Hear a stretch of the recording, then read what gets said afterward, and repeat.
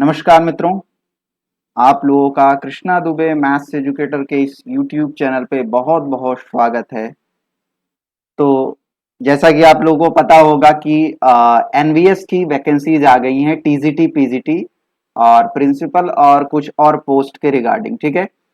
और जो रजिस्ट्रेशन 2 जुलाई से प्रारंभ हो गए हैं, ठीक है। तो बहुत से लोगों को ये समस्याएं आ रही थी, ये जो पॉइंट दिया हुआ है खासकर टीजीटी के लिए।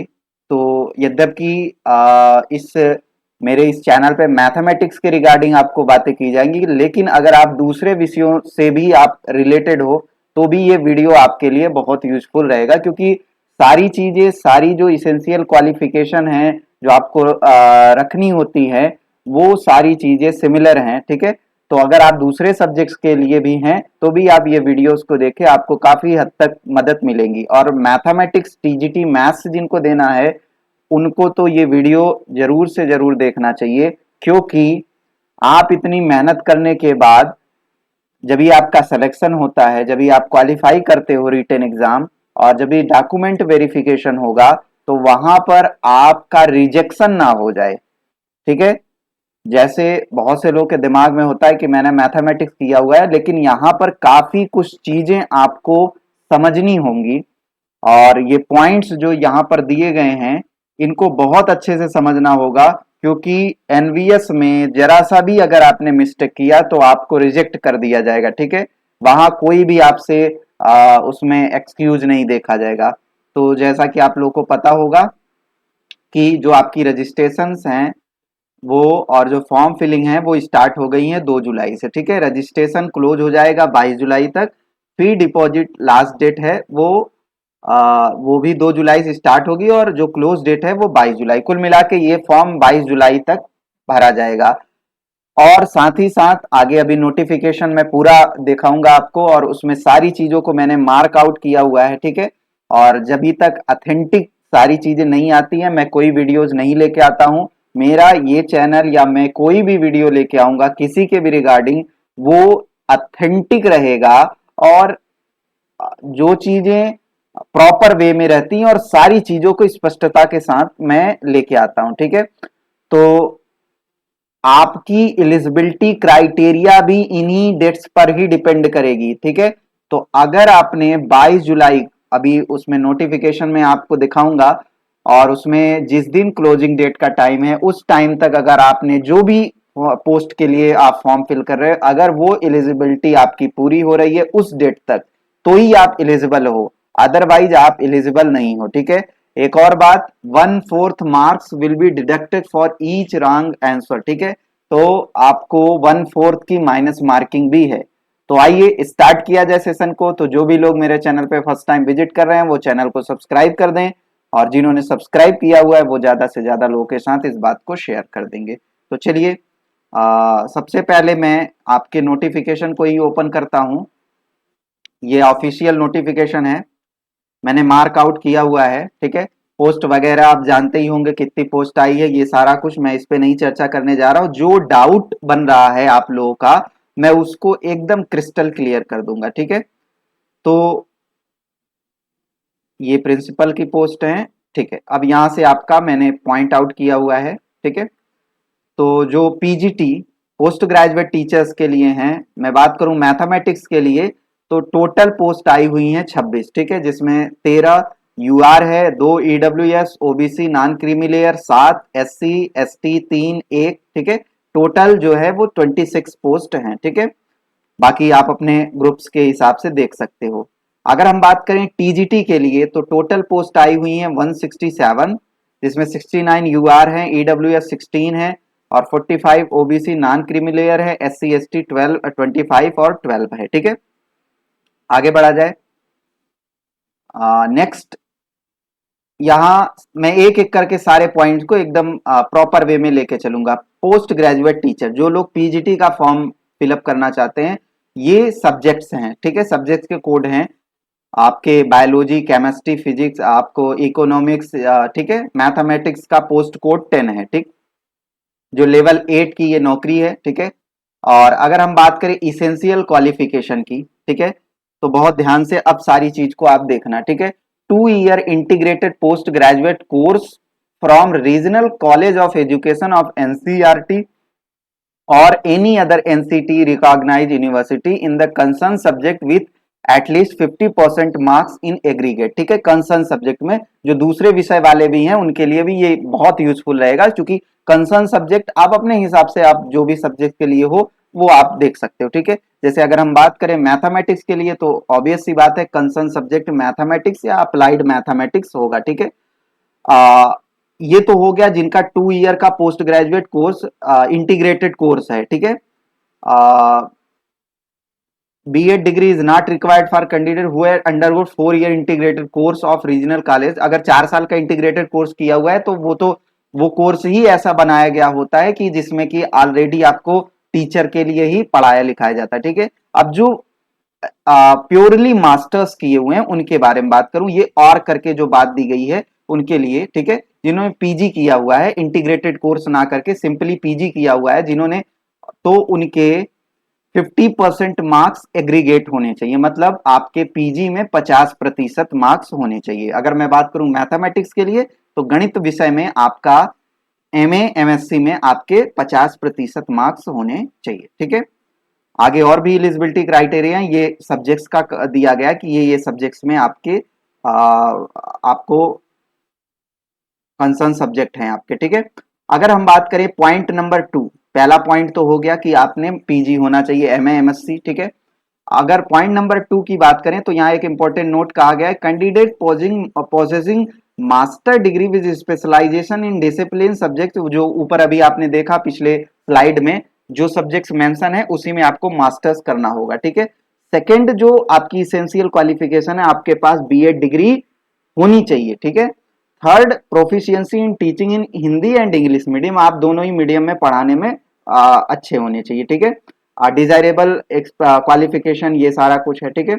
कंप्यूटर साइंस, जो कंप्यूटर साइंस के लिए है उनके लिए ये एलिजिबिलिटी है, ठीक है। अब मैं बात करूं टीजीटी के लिए, जो काफी कंफ्यूजन, पीजीटी के लिए तो एक सब्जेक्ट होता है, कोई दिक्कत की बात नहीं है, लेकिन जब हम लोग टीजीटी की बात करते हैं तो वहां पर बहुत ध्यान से करना है, क्योंकि काफी लोगों का रिजेक्शन हुआ है, ठीक है।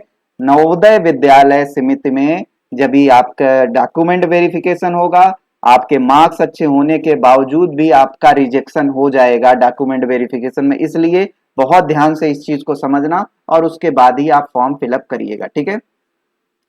अगर मैं बात करूं जो सब्जेक्ट्स इन्होंने दिया हुआ है, मैथ्स वालों के लिए पोस्ट कोड जो रखी हुई है 15 है, साइंस वालों के लिए 16 है, सोशल स्टडीज वालों के लिए 17 है, ये सब्जेक्ट्स हैं, ठीक है। ये लेवल 7 की जॉब होती है। अच्छा, एक चीज मैं पीजीटी वालों के लिए नहीं बता पाया, सॉरी। एक पॉइंट, जस्ट अ मिनट।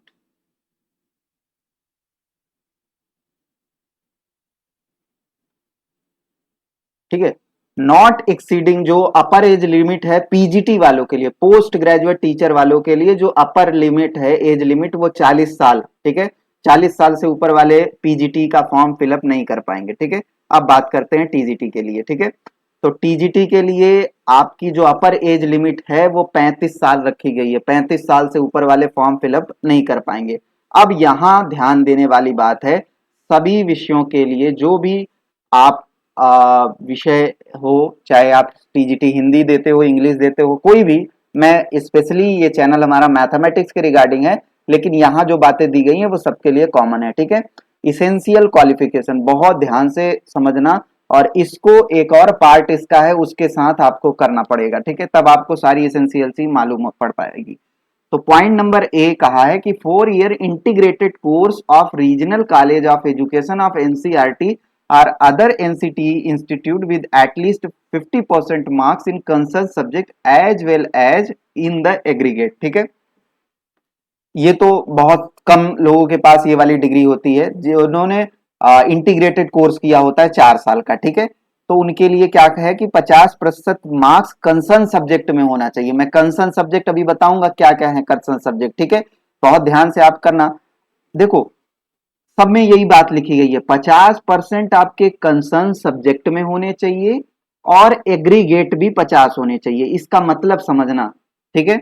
आपका 50% कंसर्न सब्जेक्ट में और एग्रीगेट भी होने चाहिए। सेकंड, यहां से हम सारी चीजों का डिस्कस करेंगे। सेम यही चीज ए वालों के लिए, तो ए वाले बहुत कम है, पॉइंट ए वाली एलिजिबिलिटी जिनके पास होती है डिग्रीज। पॉइंट बी और सी वाले काफी लोग होते हैं, तो इसके लिए मैं इनके लिए बता दे रहा हूं, और बाकी चीजें ये पॉइंट सब में सेम है, ठीक है। Bachelor honours degree with at least 50% marks in all concern subject individually, बहुत ध्यान से समझना, ठीक है। जैसे अगर आपने मैथमेटिक्स टीजीटी मैथ्स वालों के लिए बात करें, आपका कंसर्न सब्जेक्ट दिया हुआ है नोटिफिकेशन में, आप जाके देख लेना। मैथ्स वालों के लिए बात करें तो उनके कंसर्न सब्जेक्ट क्या होने चाहिए, देखो, एक तो मैथ्स होना चाहिए, साथ ही साथ फिजिक्स, ये दो चीजें हमेशा चलनी चाहिए, ठीक है। चाहे आप 3 साल के कोर्स करो, चाहे आपका 2 साल का, जिसमें 2 साल लास्ट ईयर में 2 सब्जेक्ट होते हैं, ठीक है। तो ये चीज का ध्यान रखना कि मैथ और फिजिक्स आपके हमेशा साथ में रहने चाहिए। जिन्होंने मैथ केमिस्ट्री लिया हुआ, फिजिक्स नहीं लिया हुआ, वो इलिजिबल नहीं है, ठीक है। अगर आप सोचो कि आपने फाइनल ईयर में मैथ, जैसे ये वाली के लिए भी बात करूंगा, ठीक है, अगर आपने मैथ्स और केमिस्ट्री लास्ट ईयर में आपका है, ठीक है, और फिजिक्स नहीं है, तो आप इलिजिबल नहीं हो, आप वेरिफिकेशन, आप पास करने के बाद भी वेरिफिकेशन में आउट हो जाओगे। तो इसलिए ये चीज का ध्यान रखना, ठीक है। तो फिलहाल इसने कहा हुआ है कि ऑनर्स डिग्री होनी चाहिए 50% मार्क्स के साथ, ऑल कंसर्न सब्जेक्ट, ठीक है। तो थोड़ा सा मैं कंसर्न सब्जेक्ट आपको दिखाई दूं, और इसके बाद हम वापस से आएंगे अपने, ठीक है, ये है, ठीक है। मैथ्स वालों के लिए कंसर्न सब्जेक्ट क्या है देख लो, फिर वापस से पिछली स्लाइड पे चलेंगे। देखो, bachelor degree in maths along with physics, first point है ये, bachelor degree in maths along with physics and any one of the following subject.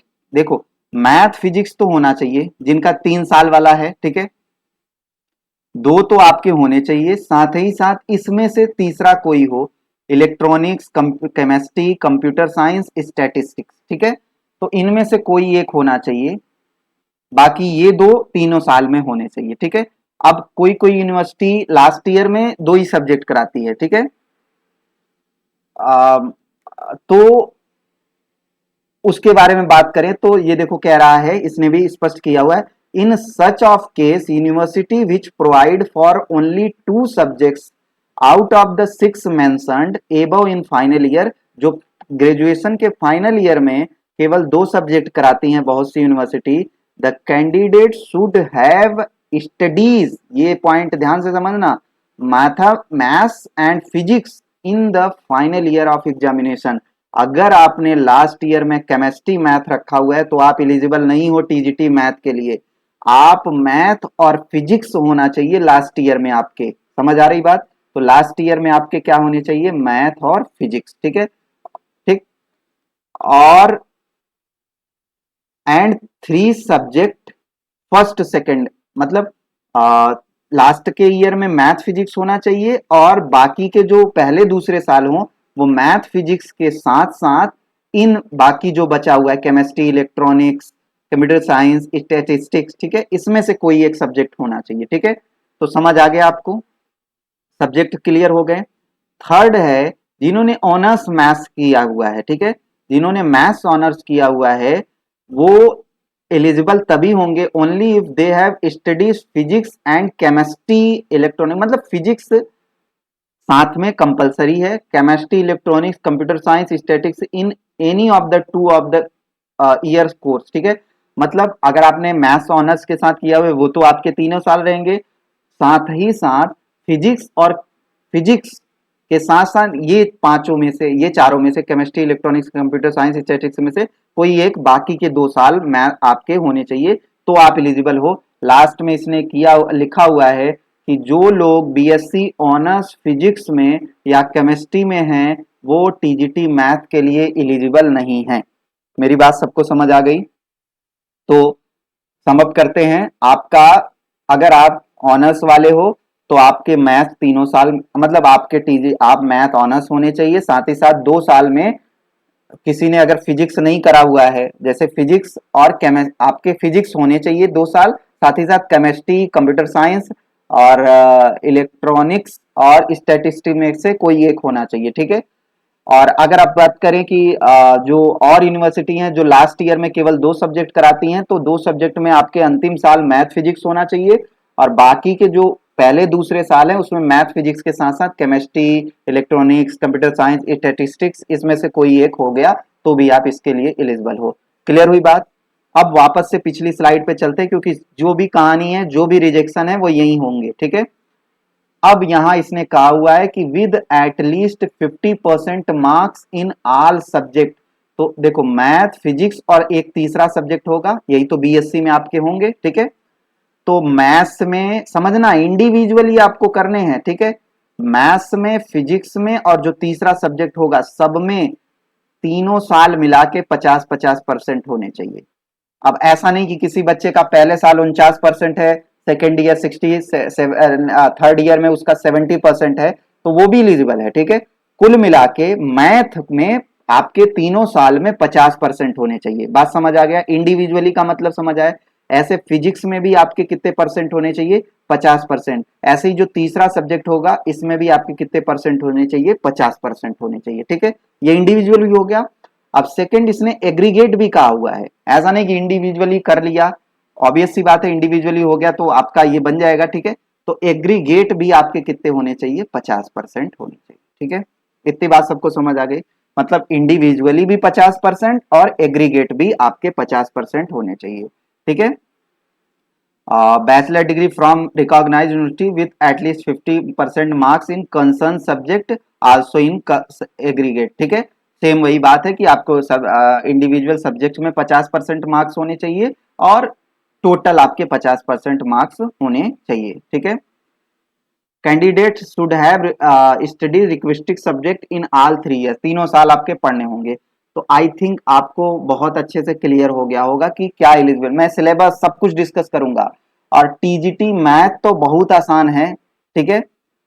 अगर आप दूसरे टीजीटी के लिए बात करें तो यहाँ तो बहुत इजी लेवल के आपके पेपर बनेंगे, ठीक है। तो इसलिए बहुत ध्यानपूर्वक सिलेबस वगैरह सारी चीजों को आप अच्छे से देखना, ठीक है। ये क्लियर हो गया आपको? चलिए ये पॉइंट भी हम लोगों ने क्लियर कर लिया, ठीक है। बाकी सब्जेक्ट वाले अपना देख लेंगे। ये देखो इसने बोला हुआ है, ठीक है। बहुत से लोग आपको कंफ्यूज करेंगे कि एक एक सब्जेक्ट का हर साल का आपको 50% होना चाहिए। तो यहाँ इसने कहा हुआ है the condition of at least 50% marks in concept subject, ये नोट दिया हुआ है उसने। एक नोट और आई थिंक होगा, सॉरी, ये नोट है, ठीक है। The condition of at least 50% marks in aggregate in degree course is to be constructed as having at least 50% marks in entire degree course, ठीक है। पूरे डिग्री कोर्स में आपके 50% होने चाहिए एटलीस्ट, ठीक है। ये इसने स्पष्ट रूप से कह दिया हुआ है कि आप आगे चल के आपको कोई प्रॉब्लम ना हो या आप परेशान ना हो, तो उसने इसमें इंपॉर्टेंट करके दे दिया हुआ है। फिर जब ये, वो तो एग्रीगेट हो गया, अब इसने कंसर्न सब्जेक्ट के बारे में बात कहा कि the condition of at least 50% marks in concern subject is to be constructed as having at least 50% marks in aggregate in each of the subject essential for the post। उस पोस्ट के लिए essential जो भी सब्जेक्ट है उसमें आपके subject में 50% marks होने चाहिए। पहले साल में कितना है, दूसरे में कितना है, तीसरे में कितना है, ये मायने नहीं रखता। तीनों साल में उस सब्जेक्ट में आपके 50 बनने चाहिए। अगर 50 से कम है, सपोज करो आपको लगा कि आपने फिजिक्स में पूरा तीनों साल मिला के आपके 49 हो रहे हैं और मैथ में 63% हो रहे हैं और केमिस्ट्री में 70% हो रहे हैं, तो आप एलिजिबल हो? नहीं सर, आपने फिजिक्स में क्या कर दिया हुआ है, 50 से कम आपके हैं, ठीक है। तो आपको फिजिक्स में भी 50% से एबव होना चाहिए, एटलीस्ट 50%, मैथ्स में भी और तीसरा सब्जेक्ट जो भी है, ठीक है। इसने नेक्स्ट सभी टीजीटी के लिए आएगा, pass the central eligibility test conducted by CBSE in accordance with guidance frame by the NCTE for the purpose, ठीक है। तो इसका मतलब एनसीटीई ने जो गाइडलाइन बनाई है भाई टीजीटी के लिए, आपको सीटेट पेपर 2 क्वालिफाई होना होगा, ठीक है। ये आपको क्वालिफाई होना होगा, बीए डिग्री होनी चाहिए और आपकी आप इंग्लिश और हिंदी में दोनों में आप अच्छे से कॉम्पिटेंस रखते हो, ठीक है। बाकी और कुछ नहीं है। और भी चीजें मैं यहाँ देखता हूँ, क्योंकि बाकी सारी चीज, सारी पॉइंट को मैंने, ये सब छूट वूट है तो वो आप देख सकते हो, ठीक है। ये कुछ और भी पॉइंट मैंने लगाया हुआ है, देखो क्या कह रहा है। अच्छा, ये पॉइंट बहुत ध्यान से समझना। The cut off date for determining various eligibility criteria, ठीक है, क्या क्या, education, qualification, age limits will be closing date for submission, ठीक है। तो अगर जो भी क्लोजिंग डेट सबमिशन का है उस डेट तक आपकी एज लिमिट हो रही है, आप क्वालिफिकेशन हो रहा है, तो आप एलिजिबल हो, अदरवाइज नहीं हो, ठीक है। ओके, चलो आगे बढ़ते हैं। और भी कुछ पॉइंट है, ये सब सर्टिफिकेट वगैरह हैं।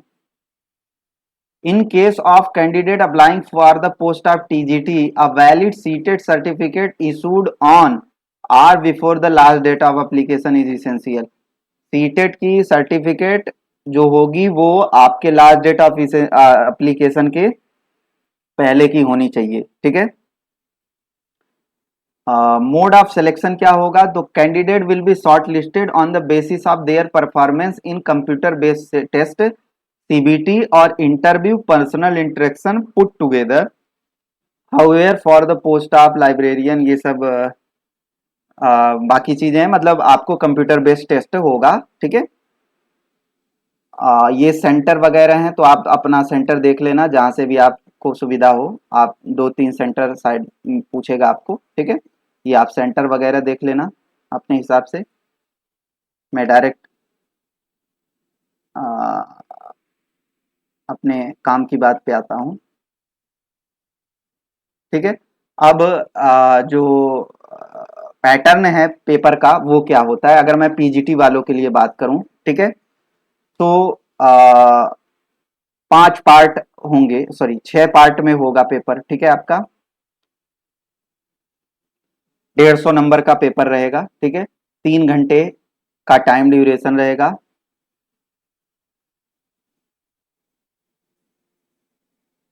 ठीक है। और एक अच्छी बात इसने कही हुई है, without any time limit for each part of the test, मतलब कोई भी पार्ट के लिए ऐसा नहीं है कि आपको इतने टाइम बाउंडेशन रखना होगा, आप कभी भी कोई भी पार्ट को दे सकते हो, ठीक है। तो पार्ट पहला जो है वो जनरल अवेयरनेस का है, 10 क्वेश्चन आएंगे 10 नंबर के।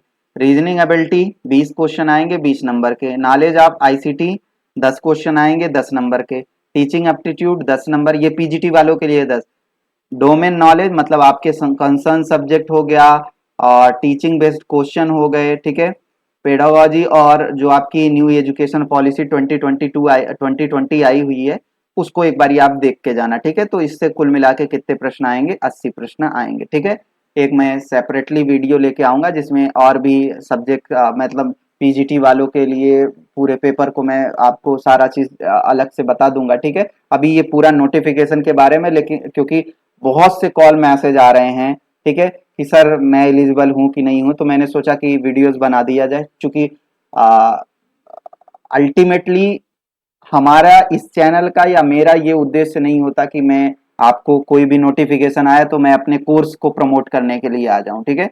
मैं, भाई कोर्स तो चलते ही हैं हमारे यहाँ, ठीक है, लेकिन मेरा उद्देश्य ये होगा कि जो भी चीजें होंगी ऑथेंटिक और सही जानकारी आपको दी जाए, ठीक है। उसके लिए वीडियोस लेट भी आ सकती हैं, लेकिन जो भी आएंगी वो प्रॉपर एक पैरामीटर सेट करके आती हैं कि हाँ ये चीजें अगर मैंने बता दिया तो हाँ ये चीजें फिक्स हैं कि हाँ ये चीजें होंगी, ठीक है।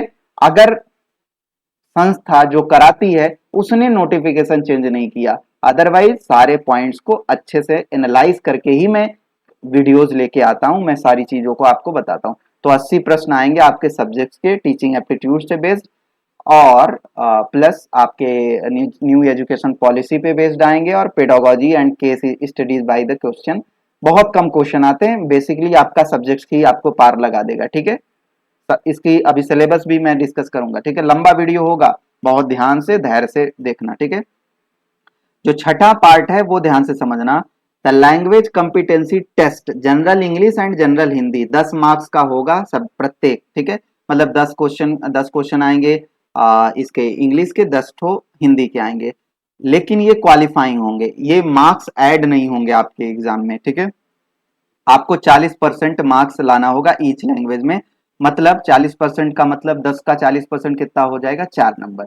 और ऐसे ही हिंदी में 4 नंबर, दोनों में अलग अलग, ठीक है। ऐसा नहीं कि दोनों, एक में आप पा गया 10 नंबर, एक में पा गया 2 नंबर, तो आप, और इसने कहा गया है कि 1 से 5 will not be evaluate if he fail to attain qualifying 6। अगर आपने 4 4 नंबर दोनों सब्जेक्ट्स में न्यूनतम नहीं पाया तो आपके बाकी के ऊपर के पेपर नहीं चेक किए जाएंगे, ठीक है। तो इसमें 8 नंबर पाना है, लेकिन 8 नंबर ध्यान से समझना, 8 नंबर का मतलब पहले में 4 नंबर, दूसरे में 4 नंबर। ऐसा नहीं कि किसी में 6 पा गए, किसी में 2 ही पा गए, ऐसा नहीं होगा, फेल हो जाओगे, ठीक है। तो आपको दोनों में मिनिमम 4 4 मार्क्स पाने होंगे, उससे ये बहुत, ठीक है। तो ये तो आसान है, ये तो कर ही लोगे, है ना। अब बात करें टीजीटी वालों के लिए, तो पहला पार्ट है, उसमें 10 नंबर के आएंगे और जनरल अवेयरनेस का होगा, ठीक है। टेंडर ग्रेजुएट टीचर के लिए बता रहा हूँ। पार्ट 2 जो होगा वो रीजनिंग एबिलिटी होगा, 10 नंबर का आएगा, 10 क्वेश्चन रहेंगे। Knowledge of ICT, teaching aptitude, ठीक है। और 3 घंटे का ये भी रहेगा, without any time limit for each part of the individually, ठीक है। पांचवा ये सब रहेगा, सब्जेक्ट कंसर्न रहेगा। और ये देखो जितने भी पॉइंट दिया हुआ है, Khelo India and fit India program पे रहेगा। अच्छा, पीटी वालों के लिए, केवल पीटी वालों के लिए, यहाँ तक टीजीटी वालों के लिए, ठीक है। NEP, experience activity pedagogy and case study, ये सब कुछ रहेगा। और सब्जेक्ट का डिफिकल्टी लेवल ग्रेजुएशन लेवल का रहेगा, ठीक है। सब्जेक्ट्स के स्पेसिफिक के बारे में बात करें, ठीक है, ओके। और जो पांचवा पार्ट होगा सिमिलरली 120 रहेंगे, टोटल मार्क्स रहेंगे, इतने पे ही होगा। और जो बाकी 30 नंबर होंगे आपके, वो आपके क्वालिफाइंग नेचर के रहेंगे, 40% पाना होगा, ठीक है। 10 मार्क्स आपके हिंदी के रहेंगे, 10 अंग्रेजी के, और 10 रीजनल लैंग्वेज रहेंगे। इसमें 30 आएंगे, पीजीटी में 2 ही आते हैं, इंग्लिश हिंदी, इसमें 3 आएंगे, एक हिंदी, इंग्लिश और रीजनल लैंग्वेज, ठीक है, 10 10 के। तो सब में 40 40% पाना होगा, मतलब 4 4 नंबर आपको सब में मिनिमम पाने ही होंगे। रीजनल लैंग्वेज क्या है, ये यहाँ दिया हुआ है इसने, ठीक है। पहला असम, बंगाली, गुजराती, हिंदी, तो जो लोगों को हिंदी लेना है वो हिंदी ले, और इंग्लिश वाले भी है, बाकी आप अपने सब्जेक्ट के हिसाब से देख लो, ठीक है। यहाँ लिखा हुआ है hence every candidate has to opt one language out of aforementioned 19 language, ठीक है। However, the standard of English and Hindi for those who are obtain one of these two languages as regional language also higher than the general Hindi और English, ठीक है। मतलब अगर आपने हिंदी और English को अपनी रीजनल लैंग्वेज लिया तो इसका जो लेवल होगा ये जनरल हिंदी और इंग्लिश से ऊपर का रहेगा। ये समझ आ रही बात, ठीक है। आई थिंक ये बात सबको समझ आ गई होगी, क्या है सारा कुछ, ठीक है। ये चीजें मैं टेलीग्राम पे भी पोस्ट कर दूंगा बाकायदा, जैसे ये लगाया हुआ है यही तरीके से, ठीक है। टेलीग्राम की लिंक वीडियो के डिस्क्रिप्शन बॉक्स में है। ये पैसा वगैरह हो गया कि प्रिंसिपल के लिए 2000 रुपए लग रहे हैं, पीजीटी के लिए 1800, टीजीटी के लिए 1500, ठीक है। और कुछ, अच्छा ये कुछ और दिया हुआ है, the candidate should take a print out. अच्छा ये चीज ध्यान रखना, बहुत से लोग मोबाइल फोन में भर लेते हैं, कंप्यूटर पे भर के बस उसको अपने पीडीएफ में रख लेते हैं, पता लगा मोबाइल का सॉफ्टवेयर चला गया, कंप्यूटर खराब हो गया आपका, तो सर उसकी प्रिंट आउट निकलवा के रख लेना, क्योंकि इसने कहा हुआ है the candidate should take print out of online application and preserve it for their record and should not send the same NVS or to any other address. The application printout will also have to submitted during document verification at the time of interview document verification along with the self attested copies of certificate। तो ये चीज ध्यान रखना, आपने जो form भरा हुआ है उसको बहुत ध्यान से रख लेना, क्योंकि जब भी आप डीवी होगा, आपका इंटरव्यू होगा, तो उस टाइम आपको ये सारी चीजें दिखानी पड़ेंगी, और जो भी आपने अपना लगाया हुआ है सर्टिफिकेट्स वगैरह वो सबकी अटेस्टेड कॉपी वो सब रखें, तो ये फॉर्म आपके पास होना चाहिए, ठीक है।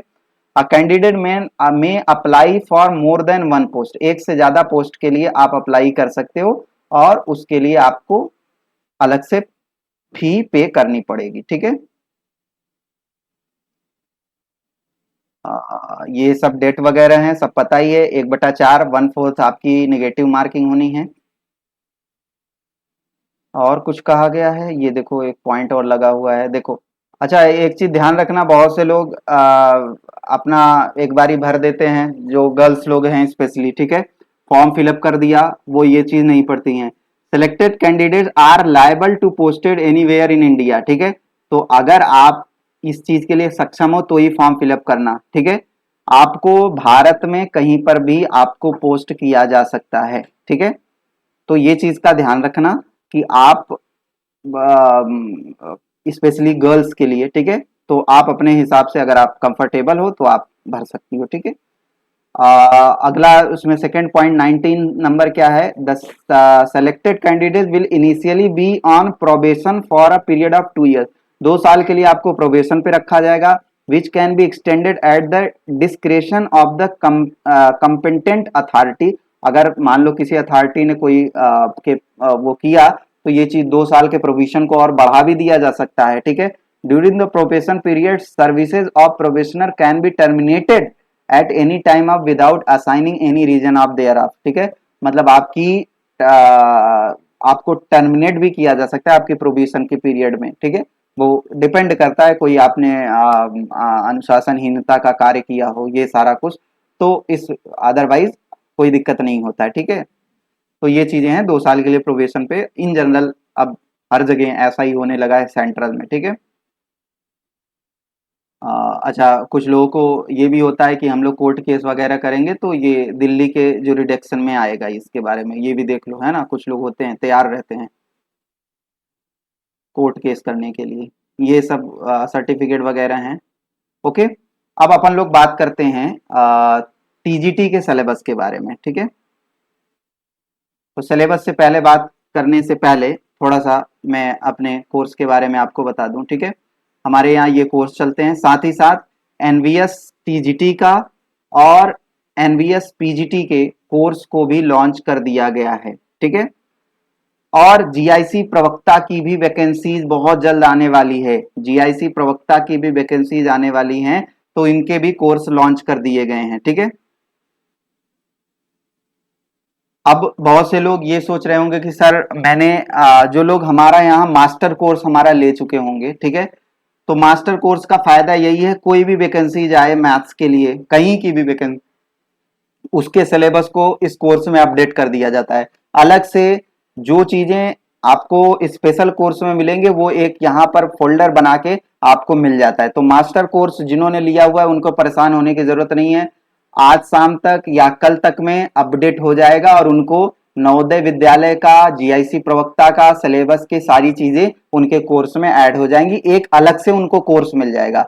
तो जो लोग मास्टर कोर्स लेते हैं उनको अलग अलग कोर्स लेने की जरूरत नहीं है कि ये वैकेंसीज आ गई वो वैकेंसीज आ गई।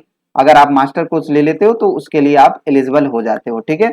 आप कोई कोई भी वैकेंसीज आएगी आपका अपडेशन हो जाएगा, आपको देखना नहीं है कि ये वैकेंसीज आ गई। जैसे अभी आपके कोर्स में PGT, LT TGT, LT grade, RPSC first grade, second grade, DTPLSB TGT, ये सारे कोर्स इन्वॉल्व हैं। अब आपका एनवीएस टीजीटी, एनवीएस पीजीटी और जीआईसी प्रवक्ता, इतने कोर्स आपको प्रोवाइड करा दिए जाएंगे, ठीक है। तो ये फायदा रहता है मास्टर कोर्स लेने वालों का, और जो लोग स्पेसिफिक कोर्स लेते हैं उनका जो भी स्पेसिफिक सिलेबस होता है उसके हिसाब से चीजें चलती हैं, ठीक है। तो जो नवोदय विद्यालय के कोर्सेज हैं हमारे, उनकी वैलिडिटी 6 मंथ है, ठीक है। बाकी कोर्स की वैलिडिटी 1 ईयर है, क्योंकि 6 महीने के अंदर आपके पेपर हो जाएंगे, ठीक है। ये है जीआईसी प्रवक्ता की 1 साल की है, ठीक है। अब अपन लोग बात करें टीजीटी के सिलेबस के बारे में, ठीक है। तो अब बहुत आसान सा सिलेबस है, केवल और केवल आपको बेसिक लेवल का 11th-12th आपका बनना चाहिए, भाई ग्रेजुएशन भी होना चाहिए क्योंकि उसने कहा हुआ है ग्रेजुएशन लेवल का, ठीक है। तो बहुत आपको बहुत इन डेप्थ नहीं जाना है, आसान लेवल की आती है। तो 11th-12th प्लस 9th-10th यहाँ बहुत इंपॉर्टेंट है, ठीक है। जिनका 9वीं 10वीं अच्छे से बना हुआ है, 11th-12th थोड़ा सा वो कर ले जाएंगे, बेसिक आइडिया तो आपको है ही चूंकि आप टीजीटी देते हो। 9th-10th आप कर डालो। 9th-10th कौन वाला, आपको सीबीएसई का करना होगा, और पूरा का पूरा सिलेबस हूबहू आरडी शर्मा जो 9th-10th की बुक है आप उसको फॉलो करो। अगर आप बुक्स फॉलो करते हो तो आरडी शर्मा 9वीं 10वीं की आपको बुक्स फॉलो करनी चाहिए, पूरा डिट्टो सिलेबस आपको मैच करेगा, हर पॉइंट आपको मिलेंगे और उसको कर डाला तो आपको और कुछ करने की जरूरत नहीं, उसमें जितने क्वेश्चन है जितने ऑब्जेक्टिव हैं वो सब बना डालो, आपका पूरा सिलेबस कवर हो जाएगा। 9th 10th वाला, जैसे ये 9th का है, ठीक है, 9th 10th का है, real number, representation of natural number, integer, rational number, ये सारा कुछ, ठीक है। एलिमेंट्री नंबर थ्योरी, ये आपका बेसिकली मान के चलो कि थोड़ा बहुत ग्रेजुएशन की चीजें हैं, और आपके 9वीं 10वीं में भी, 11वीं 9वीं 10वीं में थोड़ा बहुत चीजें, ये चीज पढ़ाई जाती हैं, ठीक है। और अब देखो ये 12वीं का हो गया, मैट्रिक्स पॉलिनोमियल वापस से 9वीं 10वीं का है, लीनियर इक्वेशन इन 2 वेरिएबल 9वीं 10वीं, और pair of linear equation in 2 variable, दो चरों का रैखिक समीकरण, ठीक है, हाँ, और क्वाड्रेटिक इक्वेशन द्विघात समीकरण हो गया, एपी हो गया 12th का, इनइक्वलिटी 12th की, कॉम्बिनेशन, कुल मिला के इसने कुल मिला के आपको परम्यूटेशन कॉम्बिनेशन, बाइनोमियल कोफिशिएंट बोला हुआ है, मतलब binomial theorem 11th 12th, calculus पूरा है, ठीक है।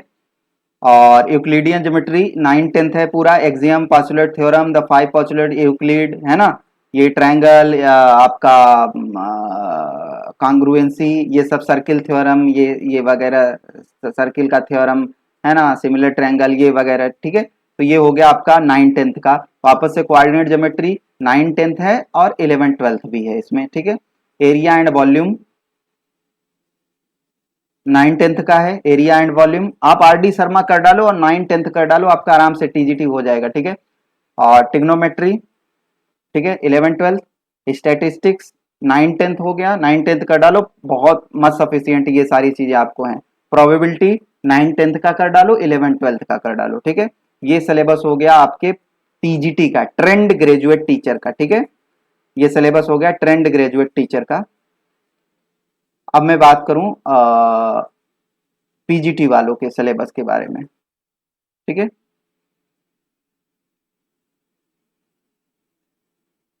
तो पीजीटी का बहुत अच्छा खासा सिलेबस है। सेट्स, ठीक है, set and their representation, set theory हो गया, रिलेशन एंड फंक्शन हो गया, पीएमआई हो गया, प्रिंसिपल ऑफ मैथमेटिकल इंडक्शन, ना के बराबर क्वेश्चन पूछे जाते हैं तो कोई जरूरत नहीं है, बट हाँ अगर आप करते हो तो अच्छी बात है, ठीक है, थ्योरी आपके सिलेबस में है। पी एंड सी हो गया, ठीक है, कॉम्प्लेक्स नंबर, लीनियर इनइक्वलिटीज हो गया, ठीक है, बाइनोमियल थ्योरम हो गया, सीक्वेंस एंड सीरीज हो गया, एलिमेंट्री नंबर थ्योरी, ये पूरा का पूरा आपका बेस्ड है, कुल मान के चल सकते हो ग्रेजुएशन में। एक नंबर थ्योरी की क्लास बहुत जल्द लेके आने वाला हूँ, ठीक है। क्वाड्रेटिक इक्वेशन हो गया, मैट्रिक्स डिटर्मिनेंट हो गया, ठीक है, पूरा का पूरा आपके यूपी पीजीटी का सिलेबस है, ठीक है। 2 डायमेंशनल ज्योमेट्री हो गया,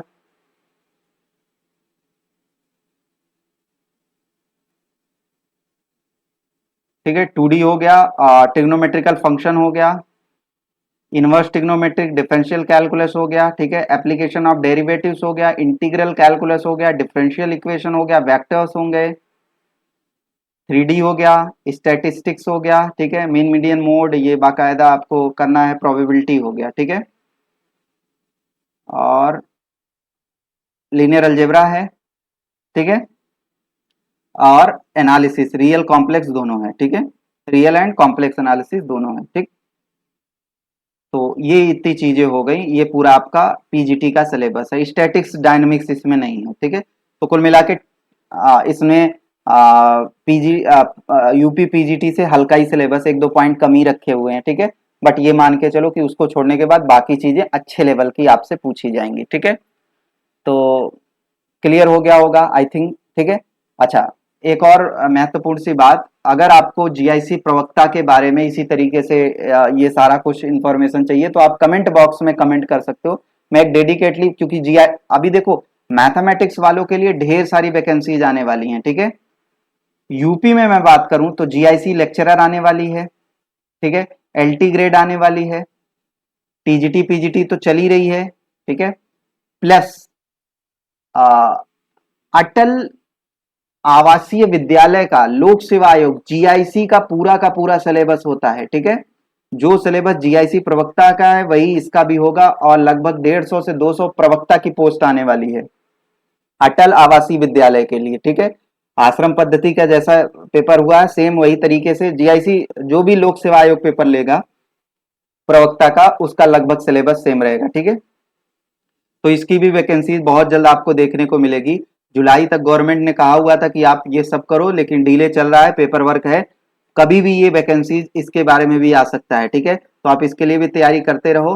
सेम जो जीआईसी प्रवक्ता की चीजें हैं सेम टू सेम अटल आवासीय विद्यालयों के लिए होने वाली हैं। ठीक है, बहुत जल्द आने वाली हैं इसकी भी वैकेंसीज। तो इतनी वैकेंसीज तो आपके उत्तर प्रदेश में है। दिल्ली की मैं बात करूं तो KVS sorry D triple S भी कभी भी आ सकती है। सेंट्रल की बात करूं एनवीएस आ गया है, केवीएस, तो मतलब एक बारी ढंग से तैयारी कर लो, इतनी वैकेंसीज हो जाएंगी। ठीक है, अदर स्टेट के बारे में बात करें, RPSC first grade second grade almost नवंबर अक्टूबर नवंबर में पेपर होने वाला है। ठीक है, अगर मैं बात करूं झारखंड पीजीटी का, वो भी अक्टूबर नवंबर दिसंबर तक कुछ उसके बारे में बात हो जाएगी। ठीक है, एच टेट के बारे में हो जाएगा। ठीक है, master cadre, Punjab master cadre, अभी क्या लोगे, इतनी वैकेंसीज आपको ओपन हो रही हैं। ठीक है, तो ढंग से तैयारी करो, सबके सिलेबस सेम होते, थोड़ा बहुत अंतर होता है, तो जब भी जो भी एग्जाम आए आप उसके सिलेबस को, जो भी एक दो पॉइंट आपने नहीं करा हुआ है, कहीं से आप इंटरनेट की मदद लेकर कहीं से भी आप उसको कवर करके सिलेबस कंप्लीट करके अपने आप अच्छे से पेपर की तैयारी कर डालो। ठीक है, तो एक एग्जाम की पहले पूरे मनोयोग के साथ दिल से तैयारी करो, फिर उसके बाद सारे एग्जाम आपके अच्छे होते चलेंगे। ठीक है, तो सर आज के लिए इतना ही। अगर कोई और भी डाउट्स हो तो आप कमेंट बॉक्स में कमेंट कर सकते हो। ठीक है, और अगर आपको कोर्सेज वगैरह ज्वाइन करने हैं तो नंबर मेरा नीचे चल रहा है 9580385730। इस नंबर पे व्हाट्सएप या कॉल करके आप मुझसे संपर्क कर सकते हो। ठीक है, साथ ही साथ ऐप की लिंक दी गई है, अगर आप हमारा कोई भी कोर्स खरीदना चाहते हो, कोर्स के बारे में जानना चाहते हो, ठीक है, तो आप ऐप डाउनलोड कर सकते हो। लिंक इसके डिस्क्रिप्शन बॉक्स में और कमेंट बॉक्स दोनों जगह है, वहां से आप डाउनलोड करके स्टोर सेक्शन में जाकर देख सकते हो। ठीक है, तो सर आज के लिए इतना ही। जुड़ने के लिए बहुत बहुत धन्यवाद। मिलते हैं नेक्स्ट सेशन में।